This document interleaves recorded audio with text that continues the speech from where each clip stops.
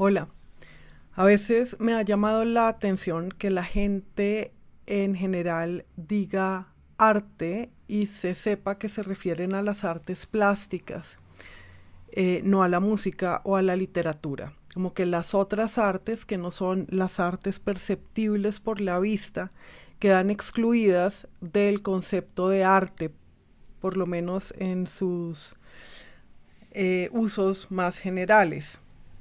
Y me pregunto, pues, a qué se debe esto, ¿no? Al predominio y al prestigio mayor de lo visual con respecto a los otros sentidos o a el papel que tienen el mercado, la ganancia y la valorización en las artes visuales, que es distinta de la que tienen en la música o la literatura.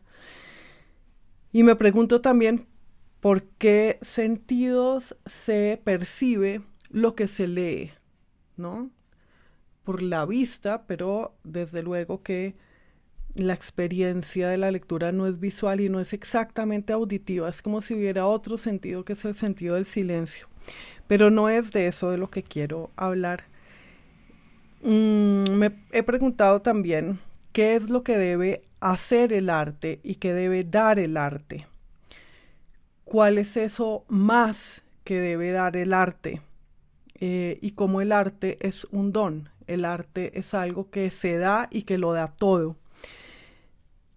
Y en estos días en que se ha estado comentando las recientes bienales de Bogotá y Medellín, pues se ha hablado de qué es eso más, eso otro, ese, eso adicional e inmedible que el arte debe dar.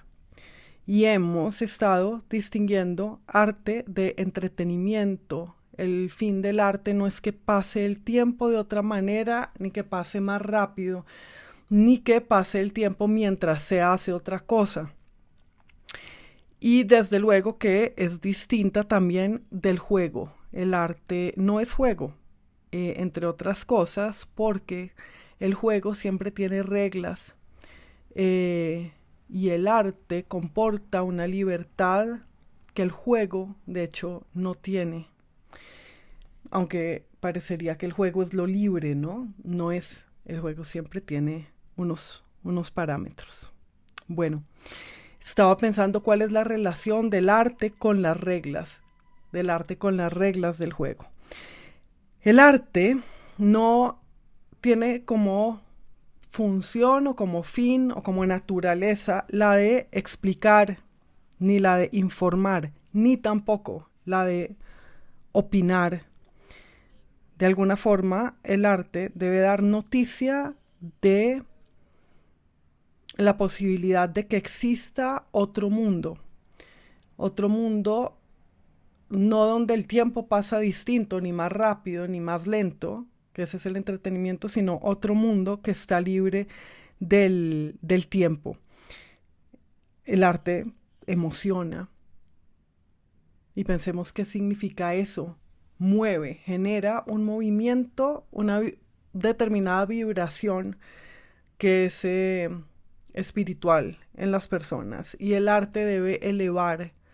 Entonces, de muchas formas, una obra de arte es mejor y debe ser mejor que uno, mejor que el espectador. Una obra de arte debe mirarse, aunque se mire hacia abajo, aunque esté en el suelo, aunque sea diminuta, debe mirarse hacia arriba o debe convertirlo de abajo en arriba. Y estaría bueno que pensáramos en la relación de la obra de arte con la cercanía, con la lejanía, con lo no familiar. Creo que una obra de arte no debe ser, en un primer lugar, no debe remitir a lo familiar, es decir, a lo que es conocido por uno, sino a lo desconocido. Y qué relaciones tiene la obra de arte con el viaje vertical, ¿no? El eje vertical, el arriba y el abajo. Y bueno, pensaba en el juego y pensaba en el fútbol que también emociona y que para los aficionados al fútbol, puede elevar, también puede arruinar, puede hacer caer, puede envilecer. Pero estaba pensando en que el fútbol es un juego y entretiene, y hemos estado hablando en estos días de el arte como un plan de entretenimiento y un plan de para ocupar el tiempo libre. Estas nociones de ocuparse, de plan, de algo que hacer y de ocio me interesan. Y pues me preguntaba cómo es mejor o no que quedarse viendo fútbol o en fin. Y creo, desde luego, bueno, no desde luego, pero creo que es mejor. En estos días hubo una bienal en Bogotá, la primera bienal de Bogotá, aunque Bogotá también tuvo una bienal hace varias décadas que se acabó, y hubo otra bienal en Medellín que yo no vi. Vi la bienal de Bogotá y me suscitó esas preguntas porque en un primer momento me pareció malísima. Luego volví y vi mejor y vi algunas cosas.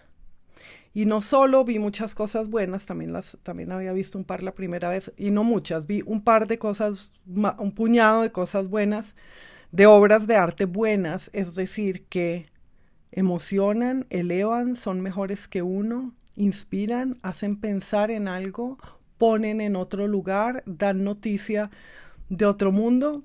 En fin, vi un puñado buenas, pero no solo eso, sino que sí me parece mejor que nada. O sea, me parece mejor que haya bienal a que no la haya. Creo que es bueno que cada tanto tiempo haya mucho espacio para que se presenten obras de arte y que se presenten y que se puedan ver muchas y en sitios grandes y abiertos, y que sea público y que sea gratuito y que sea abierto al público, a todos, y que puedan exponer los artistas, puedan tener a personas que reciban lo que quieren dar. Dicho esto, y sabiendo que no es malo todo, y sabiendo que creo que mi respuesta es mejor malo que cero, mejor malo que inexistente, o mejor regular que inexistente, creo que se habría podido hacer mejor, y se habría podido hacer mucho mejor. Y vi mucho hacer por hacer y hacer como sí, que son para mí los vicios nacionales más notorios, y vi muchísimas chambonadas. Y quisiera hablar de eso, y quisiera hablar también de lo que me pareció, que me pareció bello. A veces cuando yo hablo conmigo y pienso, no, pero tal vez es mejor nada que chambón, pienso que incluso lo chambón sirve para darles una idea a los niños y las niñas que vayan a verlo, que la idea de que pueden dedicarse al arte, que es algo que el otro día escribía Gerson Murillo en un artículo. Eso es invaluable, que niños o niñas vean esto y vean cuántos artistas hay, y vean que es una vida posible, y que si tienen talento o inquietud artística, sepan que pueden vivir una vida en el arte.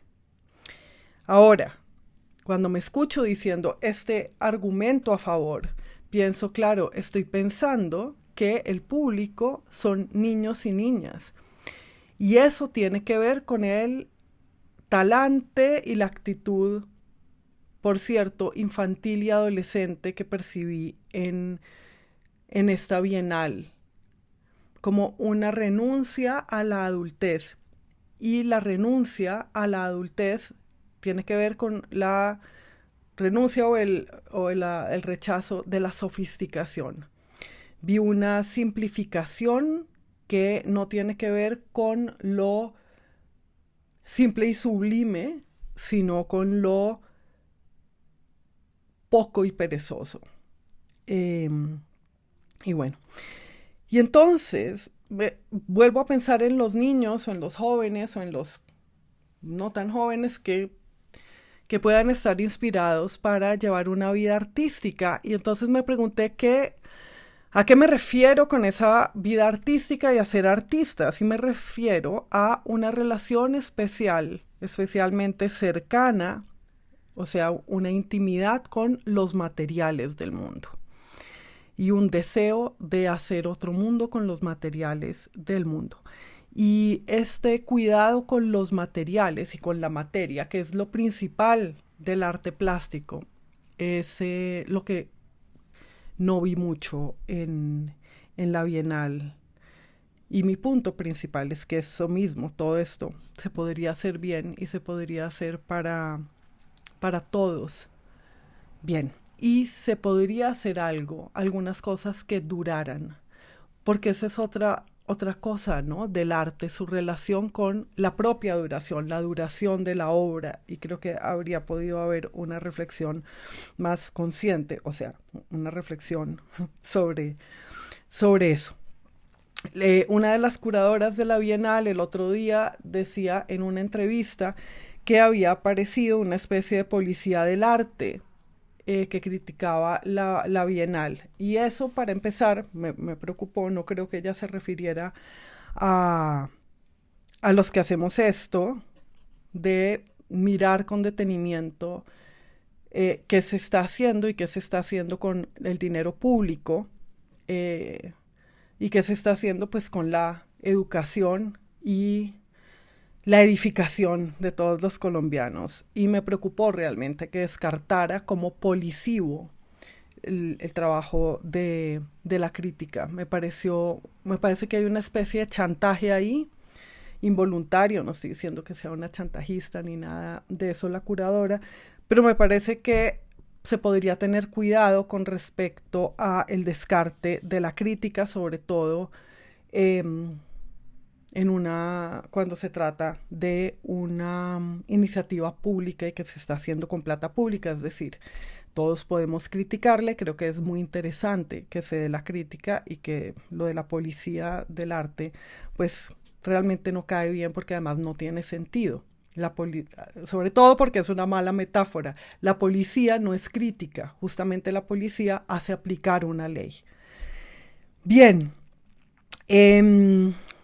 había ciertos comentarios por parte de los defensores de la Bienal con respecto a que era snob decir que las obras eran malas, o que la gente iba a tomarse fotos, sobre todo que no había un verdadero goce por parte del público. Y yo me pregunto si oyen el contenido de esa crítica a la crítica, porque si les parece que es snob decir que la cantidad de visitas no mide la calidad de la Bienal ni su utilidad, entonces lo que están diciendo es que lo no snob es lo multitudinario, y que es democrático no criticar la calidad de las cosas. A ver, que no es democrático criticar la calidad, ergo que lo democrático es no criticar la calidad, o sea que para los pobres o para los grandes públicos o para la masa debe haber algo de inferior calidad, y que si uno exige, justamente no siendo clasista, que para el gran público haya algo mucho más sofisticado, entonces uno está siendo clasista. No tiene sentido. Si me explico, lo clasista es pretender que para la multitud deba haber siempre algo chambón y a medio hacer. Bueno, pensaba también en este discurso que hay alrededor. Como se ha hablado mucho de arte en estos días, pues en el foro público, debido a la Bienal, pensaba en ese discurso lleno de términos y muy desprovisto de palabras. Y este discurso curatorial, que al mismo tiempo quiere ser democrático y atraer a grandes públicos, pues no se baja de un discurso, de un lenguaje completamente de jerga, de colonial, los cruces de no sé qué, hay una narrativa que tal, la apuesta por tal. y nunca acomete la cosa en sí, que es la imagen. ¿Por qué no se habla de la imagen y del arte y de lo que el arte pueda hacer? O se habla poco y está envuelto todo en un discurso que justamente no acerca al público a la obra de arte, sino que la aleja. Entonces, por un lado, hay esta voluntad de democracia y de pluralidad, y por otro lado hay un discurso con un léxico pues no solamente limitado, sino muerto y que excluye a todo el mundo del arte. Entonces me parece que se podría hablar de esto.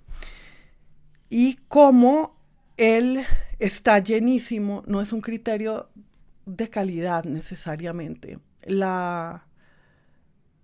Está muy bien que los bogotanos hayamos querido ir por la ciudad visitando algo nuevo, pero estaba mejor que eso nuevo fuera elocuente, que eso nuevo sí hubiera significado la dación, haber dado algo, y que fuera algo que se podía recibir. Y yo me pregunto si, bueno, por un lado está la crítica de, la gente se tomaba fotos con las obras para poner en Instagram, bueno, que es como el turismo, ¿no? El turismo, que significa no ver y no estar. También la visita a la exposición de arte es como un turismo por la propia ciudad y que puede significar no ver y no estar. Pero además me preocupa pensar en que sea posible que las obras se estén escogiendo también inconscientemente por cómo salgan en Instagram y cómo sean de fotografiables.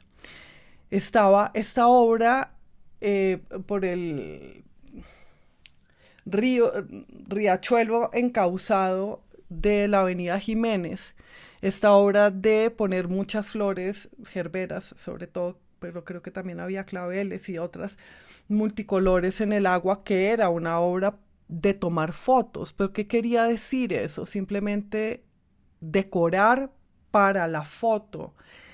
Y la cosa entre pintoresca y atípica, excepcional, que sirve para la foto de Instagram, la ocurrencia que siempre ha sido enemiga de la idea, ¿no? Bueno.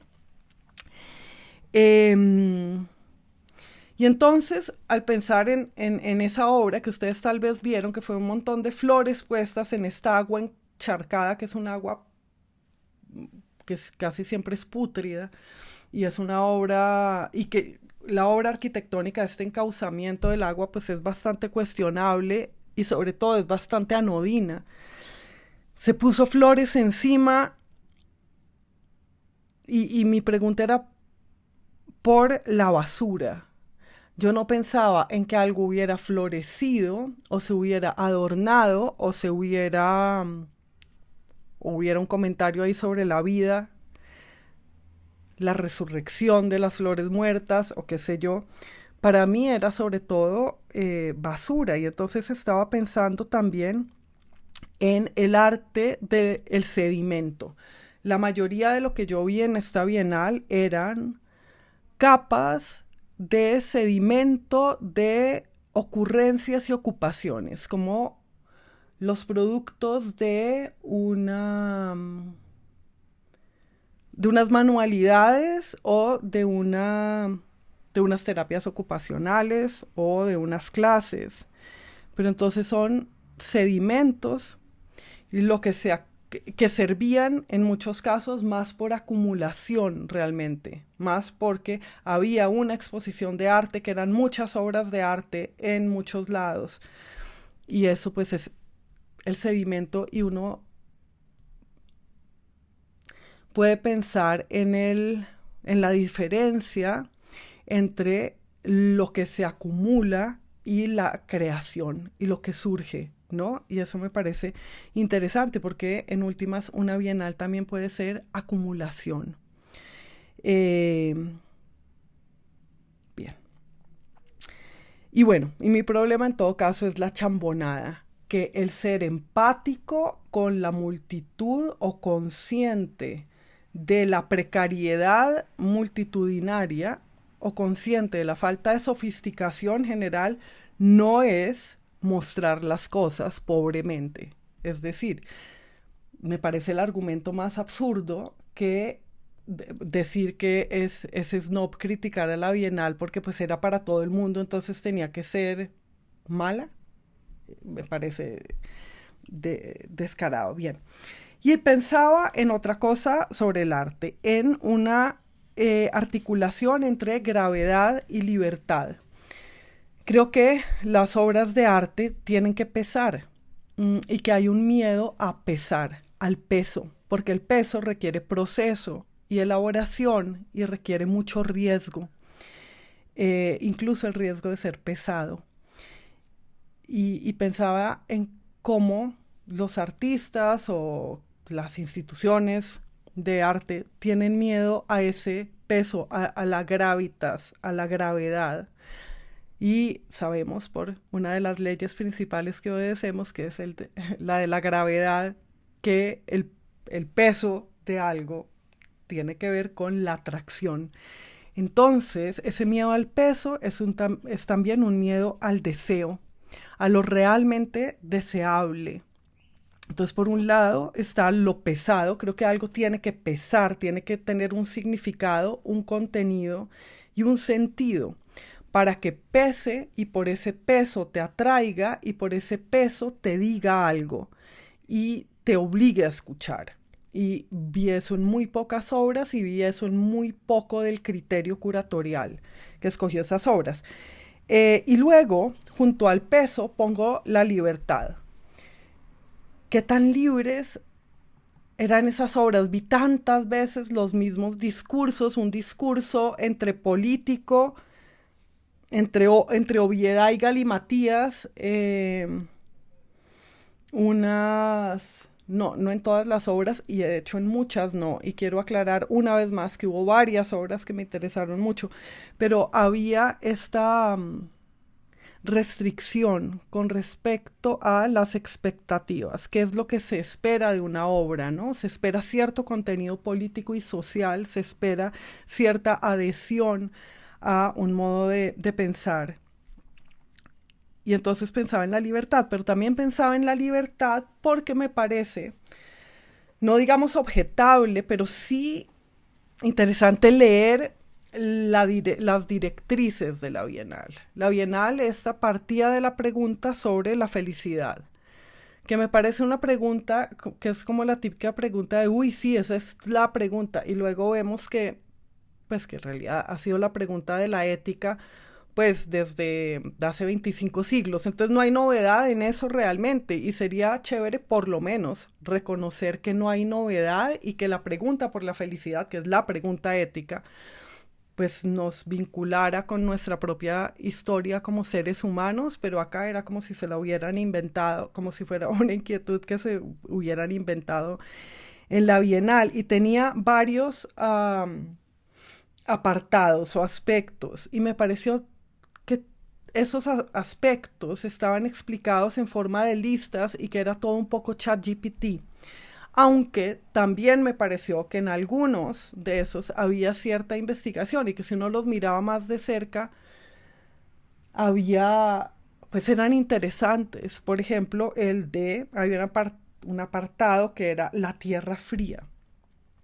Bogotá como tierra fría, pero entonces se explicaba como con un listado.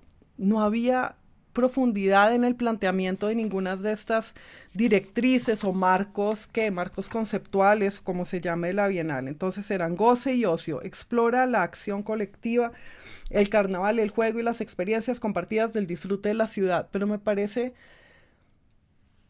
que es como cuando uno lee Wikipedia o lee algo que escribió el ChatGPT, que uno no agarra nada.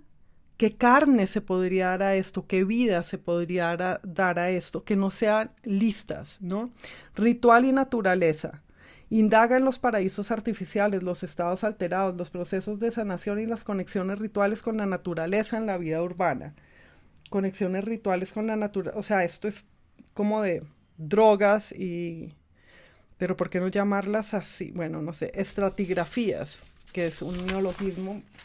Examina las divisiones sociales y económicas de la ciudad, la segregación, el estrato y las dinámicas endogámicas que marcan la vida urbana. Ok, bien, pero podría escribirse una oración que no fuera tal, explora, no, no sé qué, como todo parecía tan escolar. Esto parece como objetivos, visión, misión, esta redacción sin que no tiene contenido y no tiene ninguna afirmación ni realmente ninguna pregunta.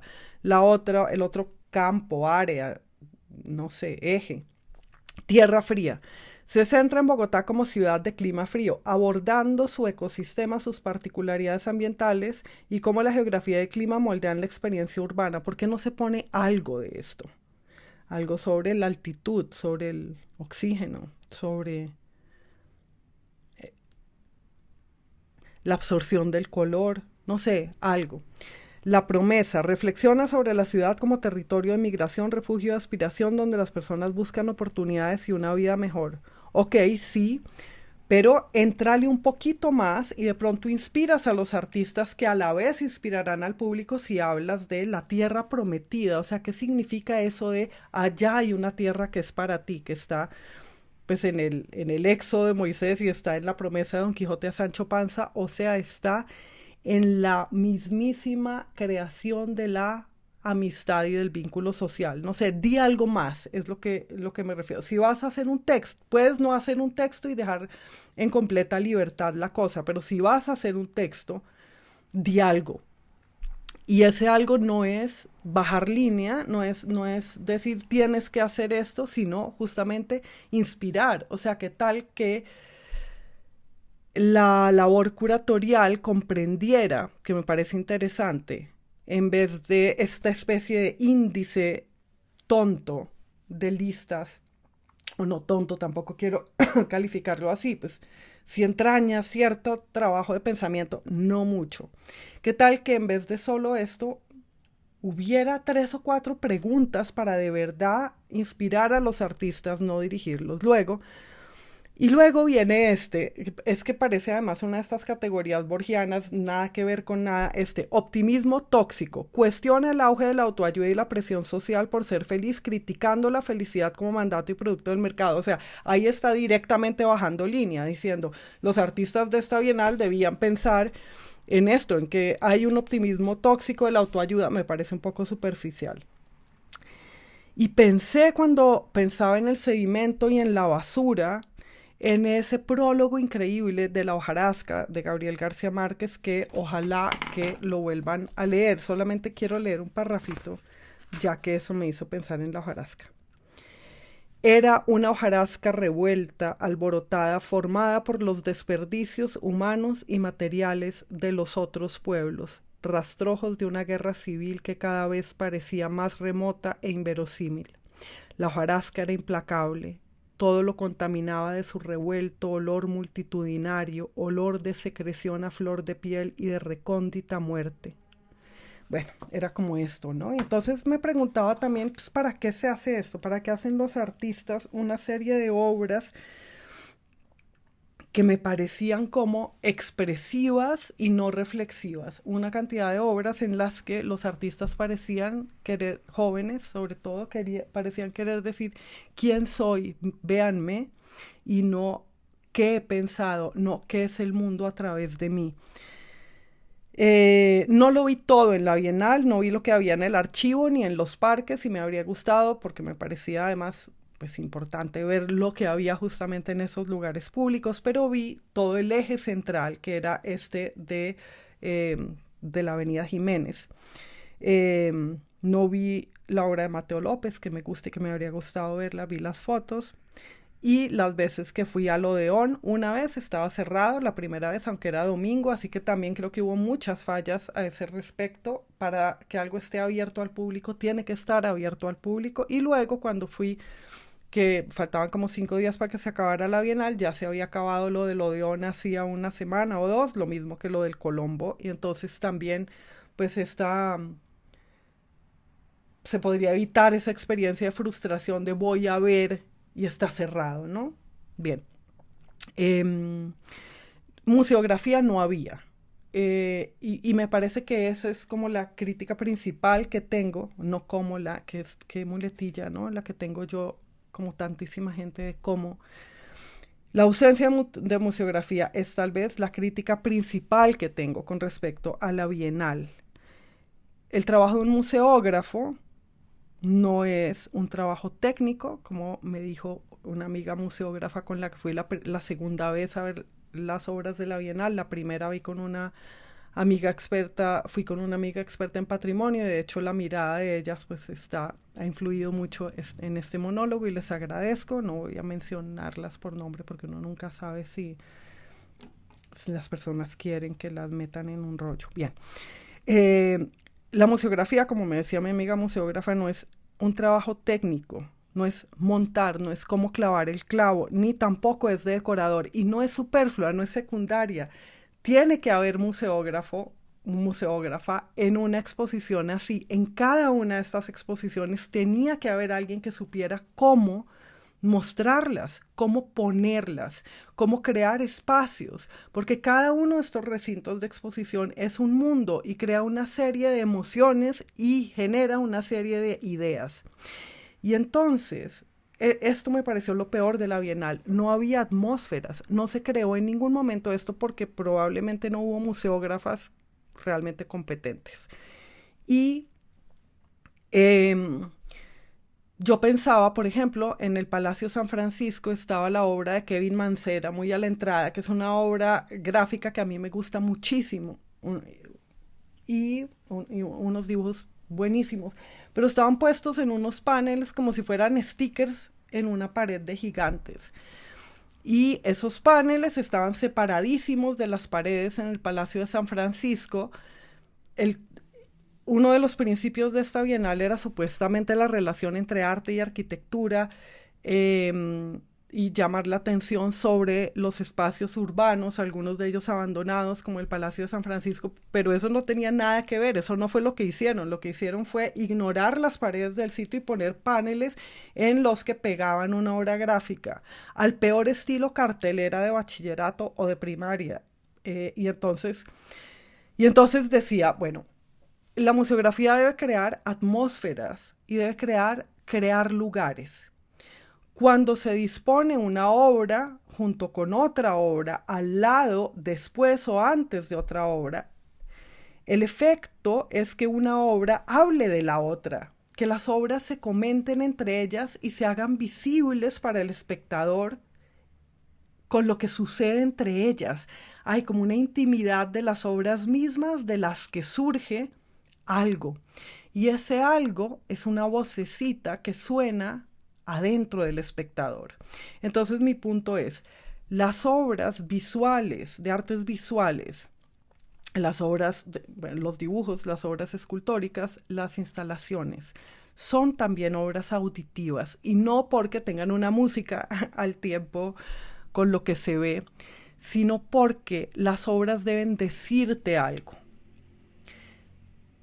Y para que digan algo, para que esa voz suene, esas palabras suenen, que suenan dentro del espectador, no fuera, no entran por los oídos, sino en el corazón. Para que eso se produzca, es que se necesita la disposición en el espacio y cierto orden, y construir cierto texto, un texto silente que se lee y que se lee casi inconscientemente y que conforma la sucesión y la disposición de las obras en el espacio.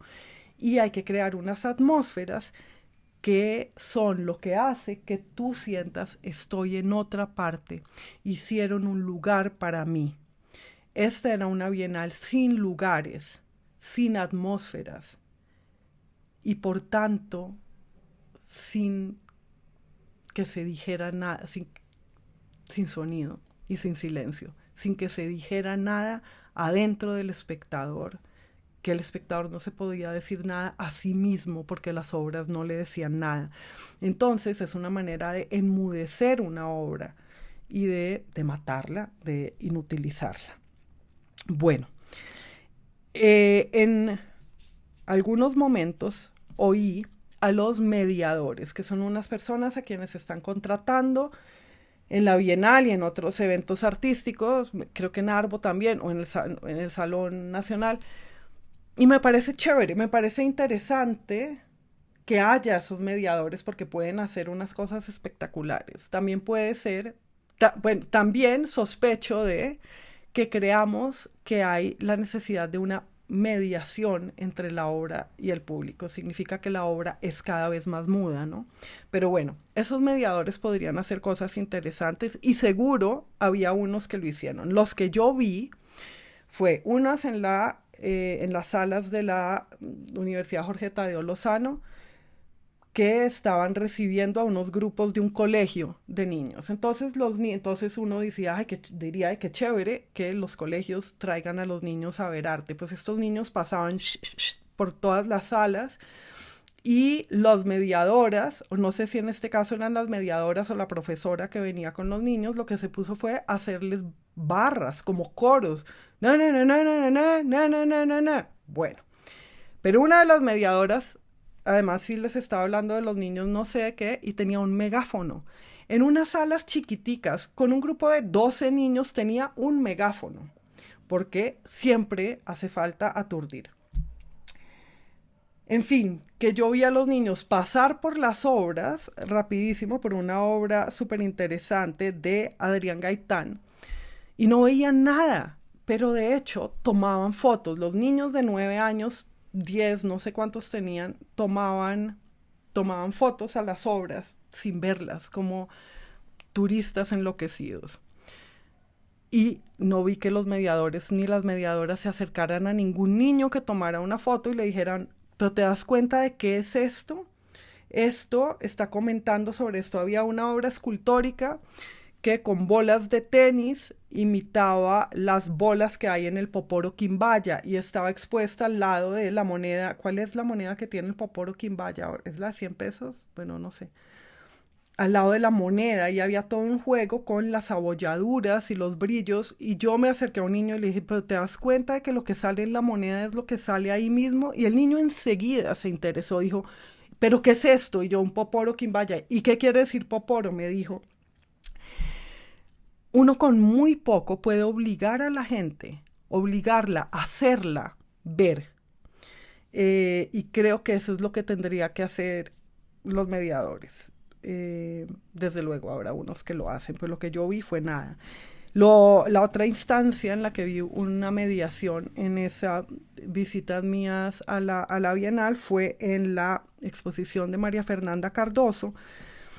En la Cinemateca había unos videos que tenían sonidos, soniditos, vibraciones, patitas de arañas y había otro video con una entrevista con ella y la gente pues no paraba de hablar y yo en algún momento y la mediadora no paraba de hablar y lo que decía era pues unas cosas técnicas ahí, o sea, explicaba lo que ya estaba explicado en las fichas técnicas y lo que ya estábamos viendo, entonces no había necesidad y yo en algún momento le dije por favor, haz silencio que queremos ver y dijo estamos haciendo una actividad de la Bienal, así muy repelentemente, entonces esa fue la mediación que vi, pero valdría la pena pensar si se necesita esa mediación y cómo se puede hacer, que no sea recreacionistas, que no sea, y metemos juegos con tal, que sea, fíjate en tal, mira esto, que sea como señalar a lugares, ¿no? Una especie de dirección.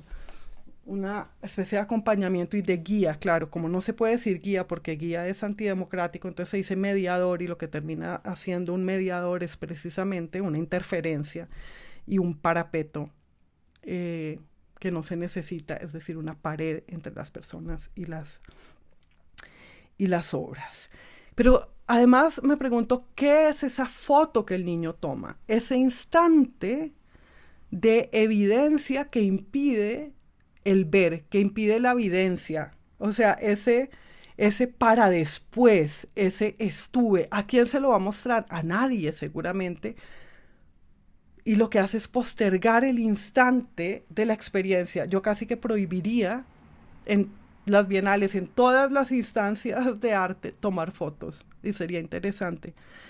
Y sí, les escandalizará que diga prohibiría, porque claro, eso es ser policía. Pero el otro día estuve hablando sobre el Quijote en un plan que tengo con la Biblioteca Nacional de hablar sobre el Quijote en bibliotecas públicas de la ruralidad. Y estuve en el municipio de Yolombó y me di cuenta para mi sorpresa de que el público estaba conformado sobre todo por adolescentes. Y bueno, y yo llegué a contarles qué era esta obra, que era sobre nosotros y sobre ellos, sobre el lector y bla, bla. Y pues todos estaban al principio con el celular y dije, bueno, puede haber un solo celular afuera. Y estuve durante 2 horas hablando. Y ya que no podían sacar el celular, no tenían otro remedio que oír. Y yo creo que entre las generaciones y entre maestros y discípulos y también entre los artistas y los espectadores se forman unas líneas que no siempre tienen que ser horizontales. Y creo que se puede privar a alguien de algo temporalmente para llevarlo a una experiencia. Y entonces se podría perfectamente prohibir que se tome fotos, como se hace además en muchísimos museos del mundo, sin que por eso sean menos democracias los lugares del mundo donde se hace. El caso es que me interesa qué es esa foto, o sea, qué sentimos al tomar la foto en vez de ver, al delegar en otro ojo que consideramos más duradero, tal vez más legítimo, tal vez más general lo que nuestro ojo individual, la función que nuestro ojo individual puede tener, que es ver, ¿no? Bien. Y entonces es un poco, otra vez un poco, esas muletillas del un poco y el cómo. Entonces es la búsqueda de lo visual sin imagen, no la creación de una imagen interna, porque la creación de una imagen, para que una imagen se reproduzca en tu corazón, tienes que fijarte y no se reproduzca, surge en tu corazón, tienes que fijarte en esa es una moneda que vale para comprar otra cosa, pero en esa moneda hay el poporo quimbaya, que era algo que hicieron los indios y antes de que yo existiera y que de pronto están en mi sangre, como están conmutados en mi sangre, como la moneda está conmutada por otros bienes, qué sé yo. Todo eso es lo que hace surgir la imagen en tu corazón. No es lo visual, es la idea y el estímulo juntos y es el deseo y el afecto. Para que todo eso pase, tiene que haber visión, no foto. Por eso yo le respondería a la curadora de esto que hizo esa crítica, a María Wills, no es tan inocuo que todo el mundo tome la foto solamente. Vale la pena hablar de eso. Más allá de está bien o está mal, o pura foto, o puro... No es eso, sino qué es lo que está pasando ahí, porque es crucial, si hablamos de arte, hablar de cómo estamos delegando la mirada o renunciando a la mirada.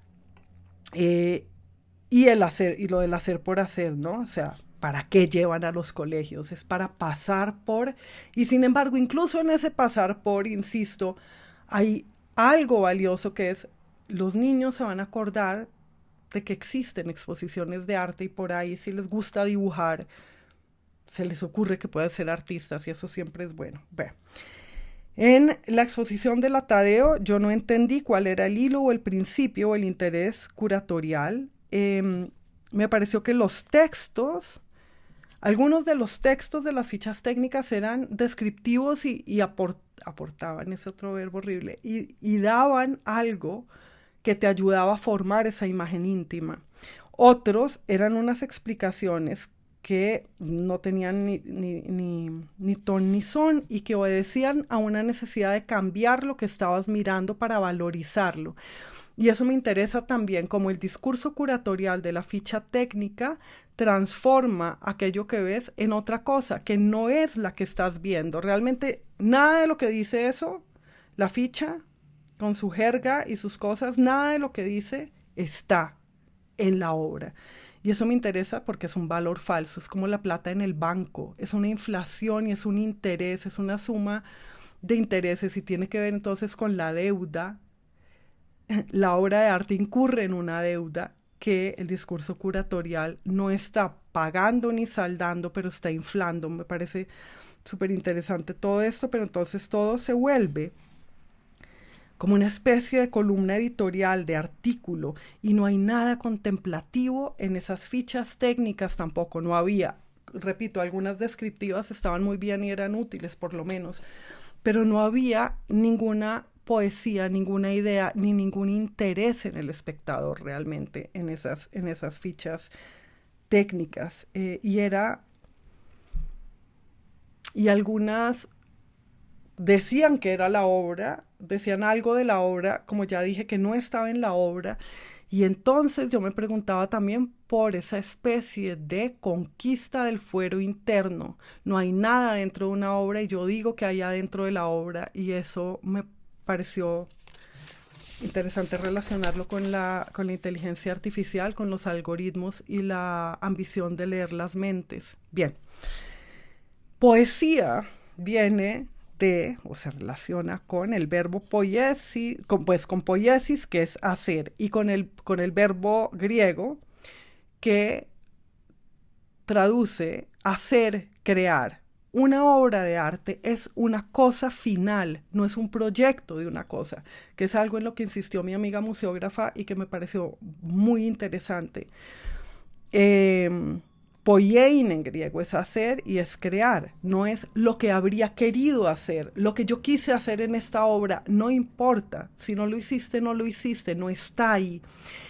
Y eso lo relaciono, el que cada vez haya más esta confusión del proyecto con la pieza, que no haya piezas, sino sombras de proyectos, lo relaciono también con la virtualización de la realidad, con dos cosas, con la realidad virtual, o sea, realmente no, había muy poca gente, muy pocos artistas de esta muestra que yo sintiera o viera que estaban en contacto con los materiales y penetrándolos y observándolos y sintiéndolos. Había me imaginé que podía haber visto los materiales, ¿no? Como una remoción con respecto a la factura y al pensamiento, y un sacar el cuerpo, quitar el cuerpo, quitarse y no ponerse. Y entonces lo que se expone, ¿qué es? Es tú mismo, es tu idea. Nuevamente lo que se está exponiendo parece ser el artista, y en esa medida, ¿cómo empieza a valer el artista? Pues por su biografía, por su procedencia, por sus identidades, etcétera, porque no está haciendo una pieza, sino que está diciendo lo que habría querido hacer. Bien. Y entonces me interesaría que se volviera a mirar cómo hacer un énfasis en la obra que se muestra y cómo uno se expone en la obra y no en su discurso, ni en el discurso del curador. Es como si muchas de estas obras fueran como propuestas para becas y no la obra final, ¿no? Como el pitch, bien. O una apuesta, que es esa palabra que usan tanto los gestores culturales. Esto es una apuesta y parecía exactamente eso, las fichas que no son dinero, que se usan en el casino para jugar, que no es realmente hacer, que no es trabajar ni crear. Entonces fíjate que el arte es juego, también está el arte es juego de azar y el arte es ludopatía. El arte es apostar a que por ahí suena la flauta. Bien. Y en eso también hay un pensamiento mágico adolescente, ¿no? Un pensamiento mágico que es ya hablé del hacer por hacer, ahora el hacer como si, no, pues esto es como si fuera una obra de arte interesante, pero no es un carajo. Entonces es el hacer como si, todo eso me hace pensar que el otro día hablaba con un grupo de gente que trabaja en las artes sobre lo hechizo.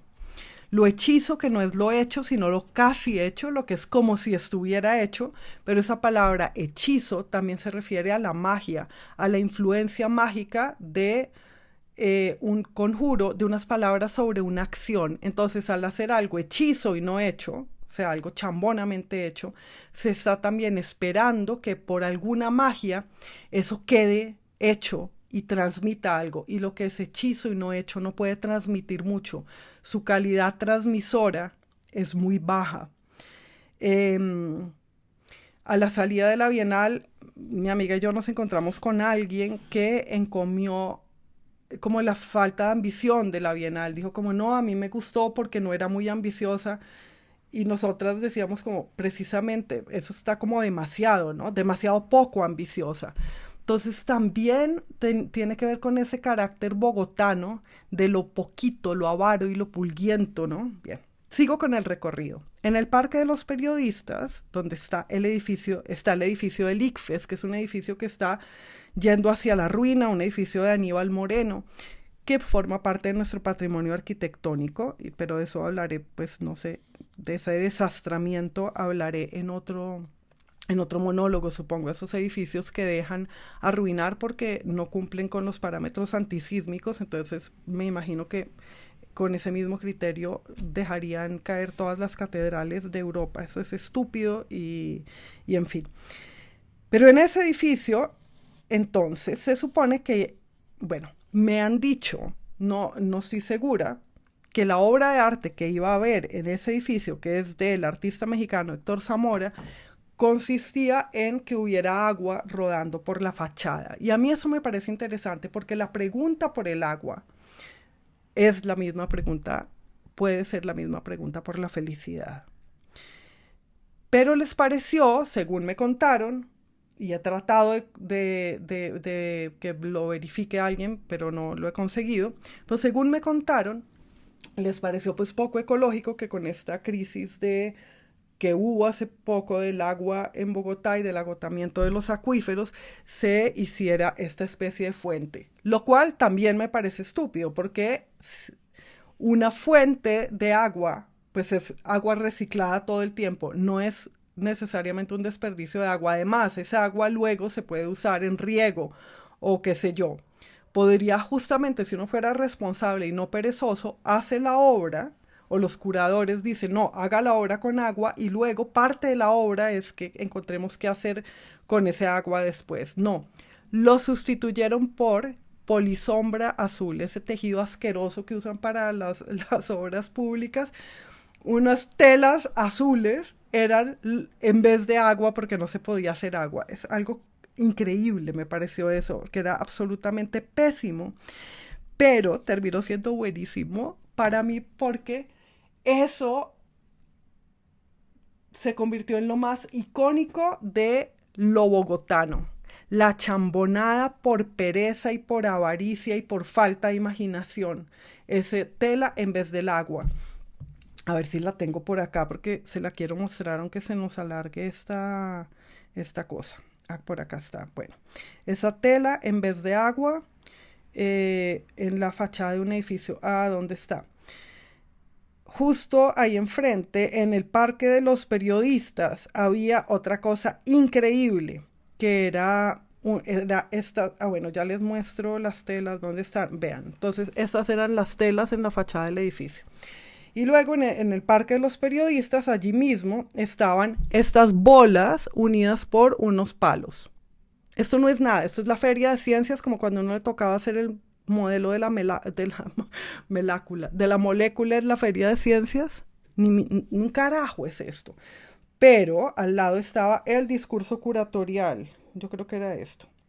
La práctica artística de la artista, que se llama Glenda León, surge de un trasfondo multidisciplinario donde las exploraciones espirituales y las posibilidades de la sensibilidad humana hacen de los sentidos y las emociones, las posibilidades de la sensibilidad hacen de los sentidos. Y las emociones un eje central de reflexión que evoca el bienestar como un elemento esencial de la existencia. El bienestar es un elemento, o sea, esto no es nada, no dice nada.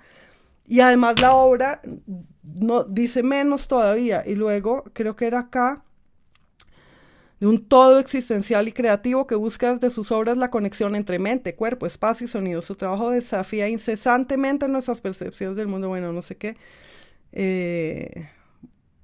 Bueno. Pero ya ven eso. Entonces, esos eran las obras del Parque de los Periodistas. Una chanda completa, de verdad. Y luego en la plazoleta del Rosario hay esta piedra, con su correspondiente letrero, y yo hice un acto vandálico porque el letrero, el título de la obra es Dándole peso a unos besos, y yo introduje ahí la S porque es dándoles, en todo caso. Además tenía una errata gramatical, así que ahí ven mi S, no, ahí no se ve, pero bueno, ahí está. Podría yo vender esa pieza también. Y esto es una piedra que se puso, pues no es una piedra, sino como una piedra de utilería que se puso en el Parque de los Periodistas, en la plazoleta del Rosario, donde estaba la estatua de Jiménez de Quesada, que luego los MISAC derribaron y quedó el pedestal. Bueno, ahí pusieron esto, una piedra para que la gente le diera besos. Pero, como todo se hace mal acá, la piedra quedó puesta sobre una tarima y era imposible acceder a darle besos a la piedra. Pero además la piedra no era una piedra, era una vaina chambona, evidentemente de icopor, y eso sí no importa el desperdicio y la basura, como lo de la casa en el aire, es horrible, sino, pero sí agua sí no se puede mostrar. Y justamente el comentario sobre el urbanismo tenía que ver con los ríos soterrados de Bogotá. Entonces, ¿por qué no ponerle mucha atención a lo que hacemos con el agua? A esta ciudad en la que llueve todo el tiempo, pero nos quedamos sin agua, a la relación de eso con la infelicidad, con la sequedad y con, por ejemplo, las lágrimas. ¿Por qué no haberle puesto más atención a lo del agua? Pero no, bueno, esta piedra, dizque dándole peso a unos besos. Bueno, no voy a leer la ficha técnica pero esto era también realmente malísimo. Ok. Donde en el Parque de los Periodistas ya encontré una descripción de la otra obra que decía: el gesto sutil y aparentemente inocuo implícito en el acto de existir. Ok, bueno. Tomen nota de eso también. Es que me molesta mucho la cantidad de carreta, porque eso es darle basura a la gente y además ocupar su cerebro en inutilidades como en ver Instagram, es lo mismo. Y entonces, ¿por qué no tomarnos en serio esto, no? Y tomárnoslo en serio tendría que ver con hacer más caso de los materiales, de la materialidad. Y yo quería comparar esa piedra y esas moléculas, que eran moléculas, creo que representaban moléculas de psilocibina, no sé qué, con la sofisticación, por ejemplo, de la feria de artesanías. Bien. Entonces, si no se reflexionó realmente con respecto al agua, pues no había mucha relación con la arquitectura. En el Palacio de San Francisco, ya dije lo de los paneles, había unos cuadros expuestos con el vidrio puesto hacia donde entraba la luz, entonces no se veía nada del reflejo. Creo que ese era el caso de los de Kevin Mancera. Y luego estaba la obra de John Gerard, la bandera de nube, esa bandera que soplaba nube y un espejo en el que uno se veía y todo el mundo se tomaba la selfie. Y a mí no me importa que se tomen la selfie, pero se podría hacer algo con eso, hacer algo innovador en la ficha técnica. A mí me impresiona lo conservadoras y a la vez jactanciosas que son las fichas técnicas. ¿Por qué no poner alguna especie de invitación con hablar de reflejarse en lo que se esfuma o algo así? Pero no tiene nada que ver que hagan algo supuestamente abierto para todo el mundo y crean que es que las fichas técnicas esas sí son para personas que sabemos de arte. No, esas son más basura todavía, que además excluyen absolutamente todo el mundo. Bueno, y tengo que mencionar la belleza de obra de Jimena Garrido Leca. Y era bella no solamente porque era expresiva y bien hecha, era esta obra sobre el frijol payar peruano y el frijol concebido como una escritura también. Y son esos frijoles manchados como vacas, manchados negros y blancos. Y crecían unas plantas de frijol de cultivo hidropónico de unas tuberías de cerámica que daban curvas. Y los frijoles fueron creciendo a lo largo de la Bienal. Entonces era esta obra que cambiaba, pero lo más interesante es que esa obra sí ocupaba el espacio. Había grietas en el suelo que evocaban, pues, las roturas de la tierra por las que sale nuestro alimento, por las que sale lo vegetal, pero también estaba puesto en un sitio que tenía manchas de humedad y se formaba una humedad en todo el recinto y nuevamente y tenía como esta sensación de lugar final, de lugar de llenada. Fue precioso, preciosa de verdad esa obra. Había algo interesante de María Clara Figueroa, en lo que jugaba a su favor también un mueble viejo que había ahí del Palacio de San Francisco, y de resto había mucho chiste, mucha ironía, mucha ocurrencia, mucha exhibición de mi ingenio, más que atención a los materiales del mundo. Me gustó el letrero de Triste de Sofía Reyes. Lo de Beatriz González estaba pésimamente expuesto. Es una obra muy interesante, pero ¿qué se les ocurrió? Pues plotter, imprimirlas y ponerlas en unas paredes. La total falta de imaginación. Y nuevamente un conservadurismo con respecto a la manera de exhibir. También la pieza Reina que había allí, esta pieza de Yar de ¿Es usted feliz? Pues estaba exhibida de cualquier manera, como si fuera un documento de una pieza y no una pieza en sí. También ahí no se, realmente no se hizo nada. Y por último, bueno, y se cobraban en estos espacios de exhibición gratuitos, genial, se cobraba 1,000 pesos para entrar al baño. Yo con eso habría hecho todo un comentario artístico, que alguien lo hiciera. O sea, el lugar donde te alivias, y felicidad es orinar, y luego nuevamente el ciclo del agua, ahí había que pagar, ahí había exclusión. Interesante, ¿no? El baño sí no era de todo el mundo. El lugar de los desechos no era de todo el mundo, pero el lugar del arte, que estaba llena de desechos, de basura, sí era para todo el mundo. Me gustaría hacer una pieza con eso. Y finalmente, bueno, me gustó el diseño gráfico de los letreros que había por todas partes. Finalmente fui a la Cinemateca a ver la obra de María Fernanda Cardoso, Sus arañas del paraíso, y me hicieron feliz. Y me gusta pensar en el contraste entre una obra de arte como esta y como la que dije antes de Jimena Garrido Leca, con mucho de lo otro que había. No digo que sean las únicas dos buenas, había otras que también me interesaron, pero me hicieron realmente feliz. Son estas arañas diminutas que ella filma y pone la película en unas superficies blancas en su escena de cortejo. Estas arañas extienden entonces su cuerpo como unos pavos reales y muestran unos colores increíbles. Había en eso un comentario sobre el voyerismo, sobre el humor.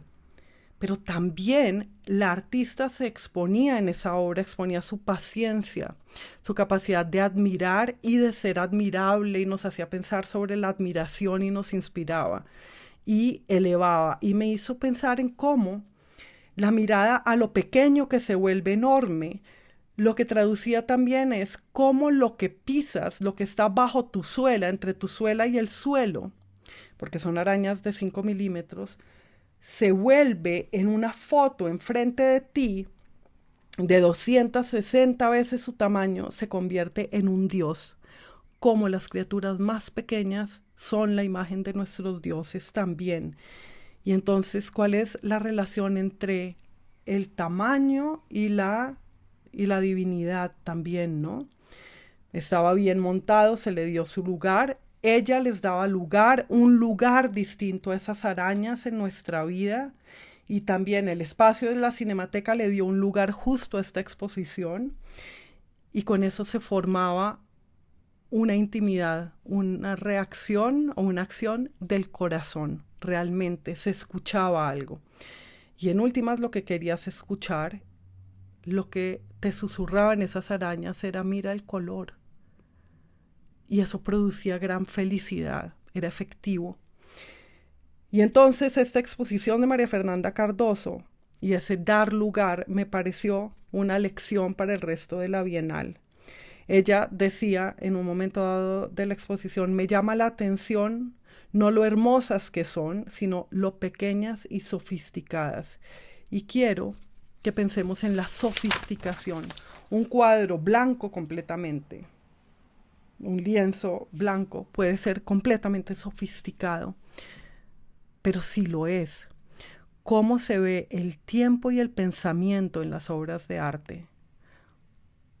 ¿Cómo se ve el deseo de hacer un descubrimiento? Me interesó mucho que estas arañitas justamente desplegaran la belleza y pidieran la atención, no ellas, pero pues la artista que las escucha, justamente en la escena de apareamiento, porque lo que falta en todo esto es sexo. Lo que falta en todo esto es un verdadero deseo por el mundo, una apertura que haga que el mundo te fecunde y te haga hacer la obra de arte. Y en la obra de María Fernanda Cardoso sí estaba.